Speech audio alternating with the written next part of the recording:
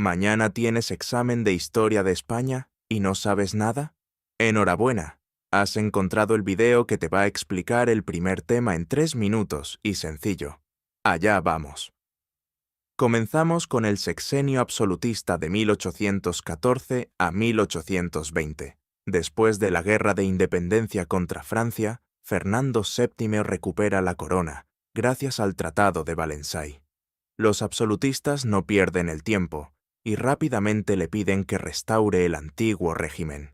Y así lo hace, derogando la Constitución de Cádiz y reinstaurando el absolutismo con el decreto del 4 de mayo de 1814.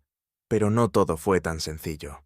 A pesar de su poder absoluto, Fernando VII enfrentó varios problemas, como la independencia de las colonias americanas y una serie de pronunciamientos, es decir, intentos de golpes militares, como el de Espoz y Mina en Pamplona. Aunque estos intentos fracasaron, el pronunciamiento de Rafael Riego en 1820 lo cambió todo.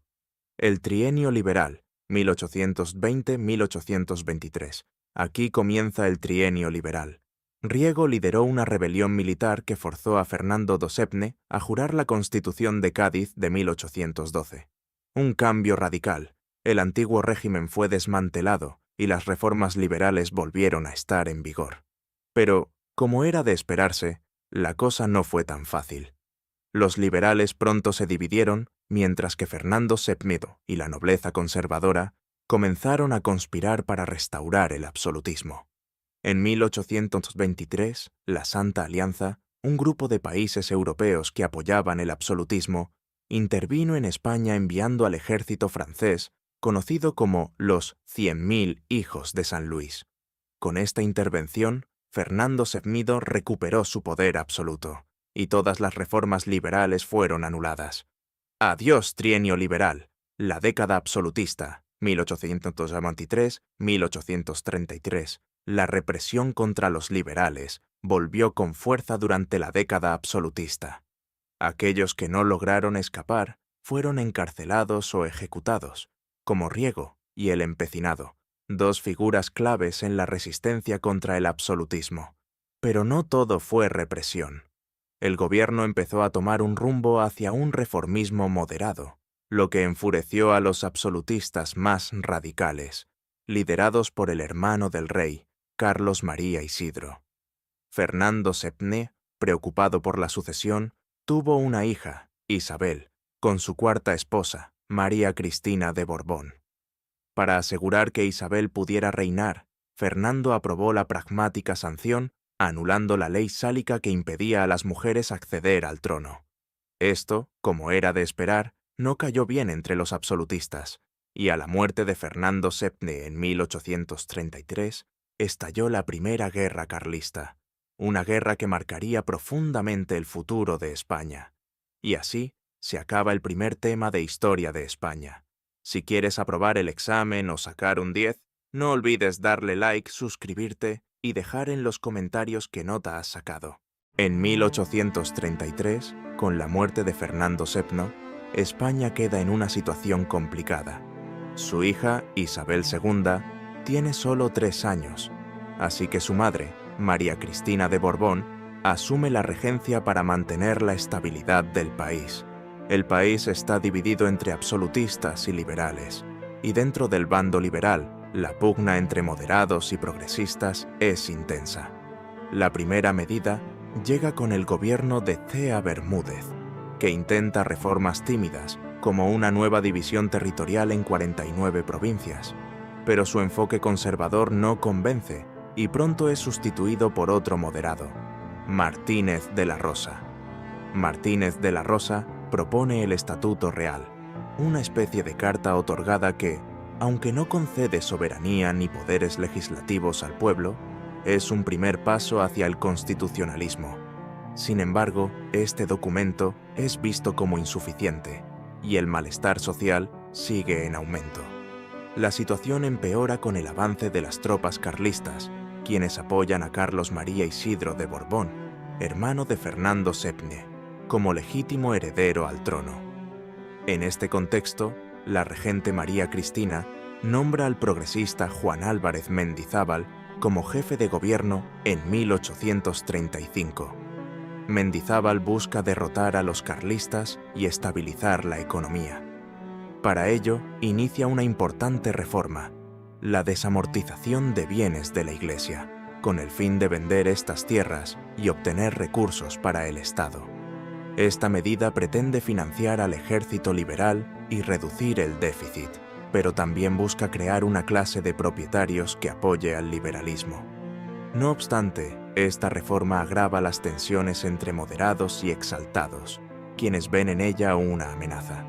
Con el tiempo, el gobierno de Mendizábal fracasa, y su destitución genera un clima de insatisfacción que culmina en el motín de los sargentos de la Granja en 1836. Este evento obliga a la regente a restaurar la Constitución de 1812 y los liberales vuelven al poder. Con Calatrava como presidente y Mendizábal como ministro de Hacienda, el país intenta avanzar en una nueva dirección. En 1837 se aprueba una nueva Constitución que intenta equilibrar los intereses de moderados y progresistas. Se reconoce la soberanía nacional, se establecen derechos fundamentales y se separan los poderes.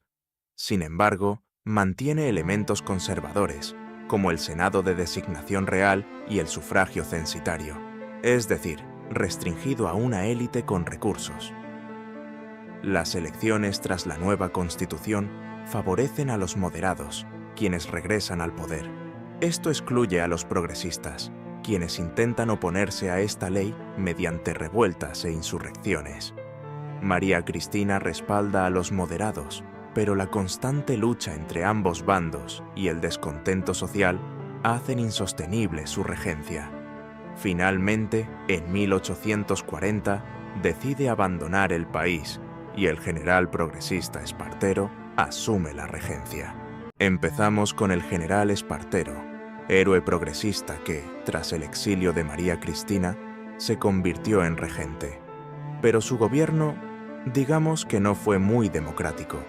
Autoritario, rodeado de militares afines y con decisiones polémicas, como el arancel librecambista de 1842. Esto abría las puertas a textiles ingleses y amenazaba la industria catalana. El resultado, una sublevación en Barcelona. ¿Y cómo respondió Espartero? Con cañones. Bombardeó la ciudad y declaró estado de guerra. Tras Espartero, entró en escena Narváez, líder de los moderados. Con la Constitución de 1845, aseguraron el poder de la élite terrateniente y restringieron el voto al 1% de la población. Pero Narváez no solo manipulaba elecciones, también mejoró relaciones con la Iglesia con el Concordato de 1851. Y creó la Guardia Civil en 1844. Ahora sí había orden. Pero entre carlistas, divisiones internas y revueltas sociales, la estabilidad seguía siendo un sueño. Revolución. En 1854, O'Donnell lideró un pronunciamiento militar con el Manifiesto de Manzanares. Espartero volvió al poder con reformas como la desamortización de Madoz y la ley de ferrocarriles. Pero las huelgas y protestas en Barcelona, junto con conflictos rurales, acabaron con el bienio. Al final, la reina volvió a confiar en O'Donnell, marcando el fin de esta etapa. Los años de moderantismo y unión liberal trajeron reformas pero también represión. En 1868, el hartazgo explotó con la Gloriosa. Topete, Prim y una flota en Cádiz iniciaron la revolución que terminó con el reinado de Isabel II. El pueblo quería democracia y se abrió la puerta para un cambio histórico. Todo comenzó en 1868 con la Revolución Gloriosa, que derrocó a Isabel II. Con su partida al exilio, surgió un gobierno provisional liderado por Serrano como regente y Prim como figura clave. El objetivo era ambicioso: estabilizar España y decidir su rumbo político. En 1869, las Cortes Constituyentes, elegidas por sufragio universal masculino, redactaron una nueva constitución. Fue un texto pionero para la época, soberanía popular como base del poder, división de poderes clara y definida, una amplia declaración de derechos y libertades, incluyendo la libertad de culto, expresión, reunión y enseñanza. Sin embargo, había un debate crucial: ¿monarquía o república? Finalmente, las Cortes optaron por una monarquía democrática. Pero, con la dinastía borbónica desacreditada, era necesario buscar un rey fuera de España. Mientras Prim recorría Europa en busca de un monarca con valores liberales, Serrano asumió la regencia. Sin embargo, los problemas no tardaron en llegar. Carlistas y alfonsinos rechazaban el nuevo sistema. La guerra de Cuba se intensificaba. El país estaba dividido social y políticamente. Tras largas negociaciones, el elegido fue Amadeo de Saboya, hijo del rey italiano Víctor Manuel II. Su perfil liberal encajaba con las aspiraciones del gobierno, pero su reinado comenzó con una tragedia. Prim fue asesinado 2 días antes de la llegada del nuevo monarca. Amadeo se encontró sin su principal apoyo y enfrentó un panorama desolador. Oposición política feroz, carlistas, republicanos, isabelinos y alfonsinos rechazaban su reinado. Guerras. La de Cuba continuaba y en 1872 estalló la Tercera Guerra Carlista. Inestabilidad política. La coalición gubernamental que lo respaldaba se desmoronó rápidamente. A pesar de sus esfuerzos por gobernar con sentido democrático, Amadeo no logró ganarse ni al pueblo ni a las élites. En 1873 abdicó, poniendo fin al primer y único intento de monarquía democrática en España. Con la abdicación de Amadeo, las Cortes proclamaron la Primera República en febrero de 1873. Fue un experimento breve, pero lleno de tensiones. Durante este periodo, 4 presidentes se sucedieron en el poder, reflejando la inestabilidad política. Problemas principales: conflictos bélicos, la Guerra de Cuba y la Tercera Guerra Carlista seguían desangrando al país. Insurrección cantonalista. En Levante y Andalucía surgieron movimientos radicales que buscaban crear cantones autónomos, desafiando al gobierno central. Aislamiento internacional. Solo y Suiza reconocieron la República, mientras Europa conservadora la veía como una amenaza revolucionaria. Los presidentes republicanos. Estanislao Figueras, primer presidente, convocó elecciones a Cortes Constituyentes. Sin embargo, la abstención superó el 60% y la inestabilidad lo llevó a abandonar el cargo. Pi y Margall, líder de los republicanos federales, intentó aprobar una constitución federal, pero la insurrección cantonalista lo superó y renunció. Nicolás Salmerón intentó controlar a los carlistas y cantonalistas, pero dimitió al negarse a firmar penas de muerte. Emilio Castelar representaba a los republicanos unitarios. Gobernó con poderes extraordinarios y reprimió el cantonalismo, pero perdió el apoyo de las Cortes. En enero de 1874, el general Pavía dio un golpe de Estado y disolvió las Cortes. Serrano asumió el poder en un régimen interino conocido como la interinidad. Durante este periodo se derrotó la insurrección cantonalista. Se levantó el cerco carlista a Bilbao, pero la República estaba herida de muerte. El 31 de diciembre de 1874, el general Martínez Campos proclamó en Sagunto el regreso de los Borbones, restaurando la monarquía en la figura de Alfonso XII, hijo de Isabel II.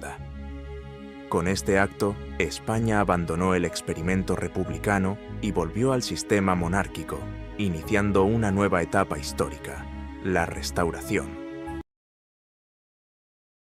El 29 de diciembre de 1874, el general Martínez Campos proclamó como rey de España al príncipe Alfonso XII, hijo de Isabel II.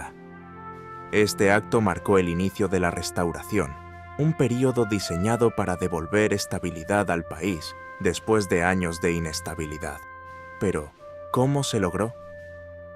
El principal artífice de este sistema fue Antonio Cánovas del Castillo, quien instauró un modelo político único en la historia de España. Cánovas tenía claro su objetivo: restaurar la monarquía borbónica con un sistema político inspirado en el modelo inglés. Así nació el bipartidismo. Dos partidos dominaban la política: el conservador de Cánovas y el liberal fusionista de Sagasta. Ambos compartían valores como el apoyo a la monarquía, el liberalismo y la Constitución. Lo novedoso era el turnismo, una alternancia pacífica en el poder entre los dos partidos. Suena bien, ¿verdad? Pero había trampa. Las elecciones estaban manipuladas mediante el famoso pucherazo. ¿Cómo funcionaba? Los caciques, figuras locales de influencia, se encargaban de presionar y amañar los resultados para garantizar que gobernara el partido acordado.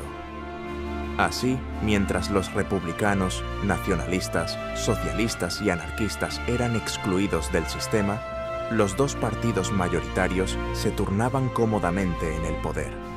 Alfonso XII y Cánovas se enfrentaron a un gran reto: poner fin a dos guerras heredadas del sexenio democrático. Primero, la Tercera Guerra Carlista, que terminó en 1876, con la derrota de los carlistas en Navarra.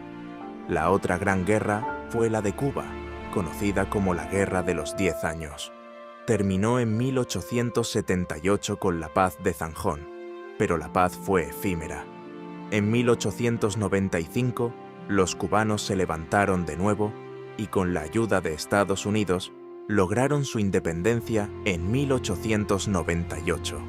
Este fue un golpe duro para España, que perdió sus últimas colonias: Cuba, Filipinas y Puerto Rico. Para consolidar el nuevo régimen, se aprobó la Constitución de 1876, de corte liberal moderado, que decía: el Estado se organizaba de forma centralista y la soberanía era compartida entre el rey y las Cortes. Sin embargo, la división de poderes era más bien simbólica, ya que el monarca controlaba los tres poderes. En cuanto a la religión, el catolicismo era la oficial del Estado, aunque se toleraba la libertad religiosa en privado. Por último, el derecho al voto estaba restringido al sufragio censitario, lo que limitaba la participación política a una élite económica. La restauración borbónica fue un intento de estabilizar España tras décadas de conflictos.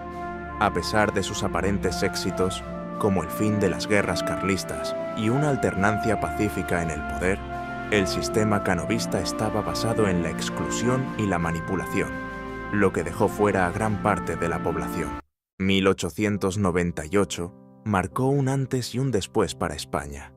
Fue el año en que se independizaron las últimas colonias: Cuba, Filipinas y Puerto Rico. Pero este desastre no fue algo repentino. Fue el resultado de décadas de tensiones políticas, sociales y económicas. La guerra de 1898 no empezó de la nada. Tras la Guerra de los 10 años, 1868 a 1878, España prometió ciertas reformas en Cuba, como autonomía y abolición de algunos privilegios coloniales. Sin embargo, estas promesas quedaron en papel mojado. Esto reavivó el descontento en la isla y fortaleció el movimiento independentista. Cuba era una joya estratégica en el Caribe, y su economía basada en el azúcar la convertía en un socio comercial muy atractivo para los estadounidenses. USA llegó a ofrecer una gran cantidad de dinero para comprar la isla, pero España rechazó la propuesta, lo que tensó aún más las relaciones. José Martí en Cuba y José Rizal en Filipinas dieron forma a un discurso independentista que combinaba nacionalismo, lucha por los derechos y rechazo a la explotación colonial. Martí lideró la guerra necesaria en 1895, mientras que Rizal inspiró los movimientos que estallaron en Filipinas en 1896. La explosión del acorazado americano en el puerto de La Habana fue el detonante definitivo. Aunque las causas reales siguen siendo discutidas, Estados Unidos acusó a España, lo que les permitió justificar la entrada en el conflicto. La guerra de 1898 tuvo dos grandes escenarios, Cuba y Filipinas, y su desarrollo se puede dividir en varias etapas. En 1895 estalla la Guerra Necesaria, liderada por José Martí. Las fuerzas independentistas utilizaron tácticas de guerrilla para enfrentarse a las tropas españolas, mucho más numerosas pero mal equipadas. La estrategia española, dirigida por el general Valeriano Weyler, incluyó medidas extremas como los campos de concentración, lo que generó rechazo internacional y empeoró las condiciones de vida de la población cubana. En 1896 en Filipinas, los movimientos independentistas, liderados por el Katipunan, una sociedad secreta inspirada en Rizal, comenzaron una insurrección contra el dominio español. Rizal fue capturado y ejecutado, lo que lo convirtió en un mártir de la causa filipina. El conflicto cambia completamente con la entrada de Estados Unidos en 1898. La intervención estadounidense fue rápida y contundente. En Filipinas, la flota española fue derrotada en la batalla de Cavite, mayo de 1898. Este fue un golpe devastador para España, ya que quedó claro que su armada no podía competir con la moderna marina estadounidense. En Cuba, la batalla de Santiago, julio de 1898, marcó el fin de la resistencia española. Las tropas españolas, mal abastecidas y con armamento obsoleto, no pudieron hacer frente al poderío estadounidense. Tras las derrotas en Filipinas y Cuba, España se vio obligada a negociar la paz. El Tratado de París se firmó en diciembre de 1898 y en él España reconoció la independencia de Cuba y cedió a Estados Unidos Filipinas, Puerto Rico y Guam. El impacto del desastre del 98 fue profundo y multidimensional. La derrota marcó el fin del Imperio español y consolidó a Estados Unidos como una potencia emergente. España pasó de ser un actor global a ocupar un lugar secundario en el panorama internacional. La guerra acentuó las desigualdades sociales. Los reclutamientos forzosos afectaron principalmente a las clases populares, mientras que los ricos podían evitar el servicio militar pagando. Esto generó un fuerte sentimiento antimilitarista. El desastre dio lugar a un movimiento intelectual y político que pedía reformas urgentes para modernizar España. Joaquín Costa, uno de sus máximos exponentes, resumió su programa en la frase «escuela y despensa». Entre sus propuestas estaban la alfabetización de la población, la mejora de la economía agraria y el abandono de los mitos imperiales.